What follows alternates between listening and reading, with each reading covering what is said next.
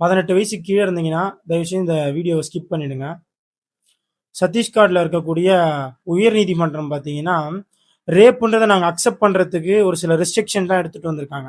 அதாவது நாங்கள் ரேப்புனா அக்செப்ட் பண்றதுக்கு அந்த பெண்ணு, அதாவது ஆணுறுப்பு வந்து அந்த பெண்ணுறுப்புல போய் அந்த விந்தணு, ஆணுடைய விந்தணு பார்த்தீங்கன்னா அந்த பெண்ணுடைய கருப்பைக்குள்ள போயிருந்தா மட்டும்தான் இதை நாங்க ரேப்புன்னு அக்செப்ட் பண்ணுவோம் அப்படின்னு வந்து சொல்லியிருக்காங்க. அதாவது இப்போ வந்து ரேப்புன்னு அக்செப்ட் பண்ணாங்க அப்படின்னா அவங்களுக்கு 7 வருஷ தண்டனையும், அப்படி ரேப் இல்ல இன்டர் கோர்ஸே பண்ணாம சரியா பண்ணாம அப்படியே பண்ணியிருக்காங்க அப்படின்னா அதுக்கு 3 வருஷ தண்டனையும் வந்து கொடுத்துருக்காங்க. இதை பார்த்து நான் எப்படி இதை என்ன சொல்றதுன்னே தெரியல. 2005ல சத்தீஸ்கர்ல ஒரு ப்ராப்ளம் நடந்திருக்கு. இது மேல வந்து ரேப்புன்னு சொல்லி இது மேல கேஸ் போட்டு அந்த ஆளை 7 வருஷம் உள்ளேயும் தள்ளியிருக்காங்க. இப்போ இதுல வந்து அந்த நீதிபதி வந்து இந்த மாதிரி ரெஸ்ட்ரிக்ஷன் எடுத்துட்டு வந்திருக்காங்க. ரேப்னா வந்து இந்த மாதிரி சிம்டம்ஸ்லாம் நடந்துருந்தா தான் ரேப்னு கோர்ட் வந்து அக்செப்ட் பண்ணும். இந்த மாதிரி அதாவது உள்ள சரியா இன்டர் கோர்ஸ் பண்ணல அப்படின்னா அது ரேப்ல நாங்க கன்சிடர் பண்ணிக்க மாட்டோம் அப்படின்னு சொல்லி சொல்றாங்க.